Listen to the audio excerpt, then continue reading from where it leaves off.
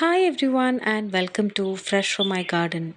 This year we had a really hot and dry summer, and over the last few days we've started to receive some rains. And once it has started raining, our garden is looking really lush and beautiful. And this is our jackfruit tree that we grew from seed and planted in our garden about 8 years ago. This year, you can see that there are so many fruits that are growing on this tree.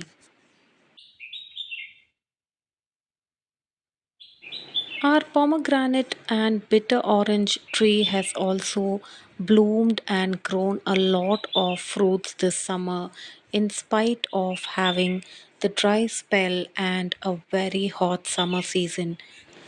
Now, this year, for the first time, I'm harvesting some star gooseberries, and this is a plant that I got from my parents' garden, and I've planted this in a 50-liter drum. It's planted in the south side of our garden, and these are the first fruits on this plant, and I harvested them from one tree in our garden. I purchased this Champaka magnolia on our previous visit to our hometown, and it's bloomed for the second time.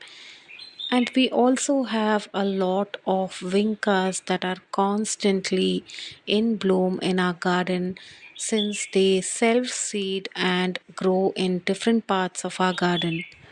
Though the harsh and dry summer, along with some water scarcity, killed a lot of vegetable plants in our garden, we still have some perennial flowering plants, especially the flowers that are growing from bulbs, still thriving in our garden. The harsh and dry summer also brought with it a lot of pest attack like the mealybug attack on many of our hibiscus plants and also tomato plants, and I had to get rid of all of our vegetable plants that were infected.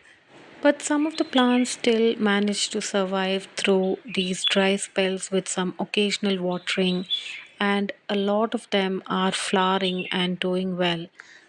In order to keep these plants surviving through this hot and dry spell, we mulch the plants with a lot of dried leaves that we regularly get from the garden, and also watered on alternate days with deep watering so that they could manage throughout the hot summer season. We also shifted a lot of plants away from spots where it receives too much of direct sunlight during the afternoons so that the roots can stay moist and they don't get burnt completely.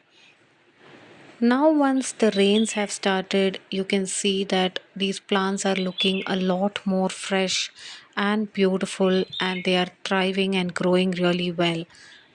But during hot and dry summers, it is really important to keep these few tips like mulching and deep watering in mind so that we can save our plants from sunburn and take care of them so that they can survive through these hot and dry summer months.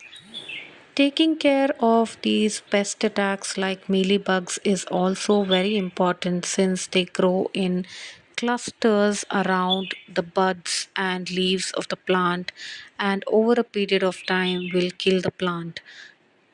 We have been spraying our plants with neem oil solution and alternatively with chili garlic solution to get rid of these pests from these plants.